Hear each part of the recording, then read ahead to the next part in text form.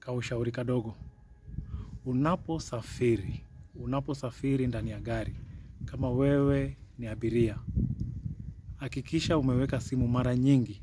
Unaweza chukua simu ukatext mtu ukaingia nini kidogo, lakini mara nyingi hakikisha simu iko ndani ya mfuko, na si mfuko ya shati. Weka simu kwa mfuko ya trouser ama ya skirt mbali. Kwa sababu gani?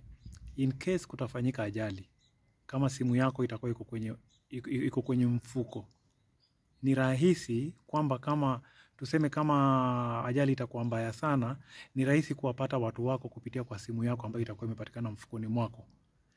Lakini kama utakuwa ulishika mkononi, ajali ifanyike kama simu iko mkononi, hiyo simu nakwambia itapatikana kule mbele kwa dereva, hata kama ulikuwa umekaa nyuma, haitajulikana ni ya nani. Sasa hiyo simu haitakusaidia kwa wakati huo. Ama pengine haijatolewa na mtu, imesalia mfukoni. Pengine umeumia sana. Mara nyingi watu huzirai kwenye ajali. Kama utazirai, utakaporegesha fahamu, pengine utakuwa kwa hospitalini. Itakuwa rahisi kucommunicate na uelezee watu kwamba uko wapi na kumetendeka nini. Simu mara nyingi unaposafiri kwa gari hakikisha iko mfukoni. Sawa.